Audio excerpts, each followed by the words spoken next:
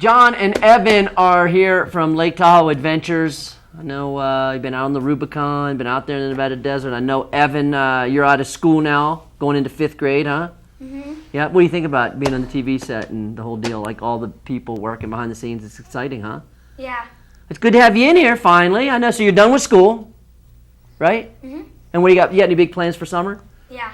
What are you going to do? Dirt biking, quadding, and stuff like that. Just get out and enjoy the summer. He actually does a lot of work in our R&D department in the summertime. Yeah. So all the kids' things that we do, that we try to do, he's the guinea pig for all the testing and see if it can be done, if it's safe for him.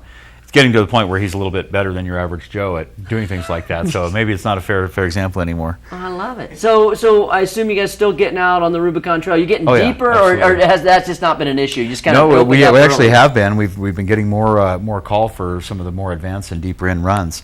And of course, we've had some wind in Tahoe the past few days, and the beaches really have did, shut down and got cold. We got slammed. Is that right? Is that what happened? We've been absolutely buried. Yeah, good. So People couldn't go to the beach, so they're calling you. Yeah, you betcha. Good. You betcha. So it's a bad thing to to pray for that kind of weather, but it is kind of nice, and sometimes to the point of being difficult to achieve. That everybody calls at the same time. That you guys were getting like booked. Yeah, absolutely. It's good to hear, though. I mean, it's good to have, and from this perspective too, to have an option. Hey, because we were saying if you want to get into wind events or wind sports, it was a really good week. Right, kite surfing, sailing, whatever. But that kiteboarding.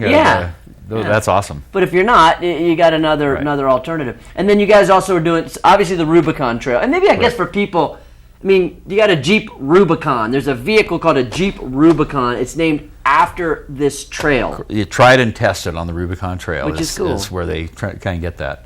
But yeah, the Rubicon Trail is a granddaddy of all the four-wheel drive trails in the country. So they consider this to be in the top 10, one of the most difficult trails to go through on a Jeep. In a motorized vehicle. Correct, yeah. And of course, it's one of the most beautiful places too that are seldom seen by anybody who isn't in that rock crawling, deep four-wheel drive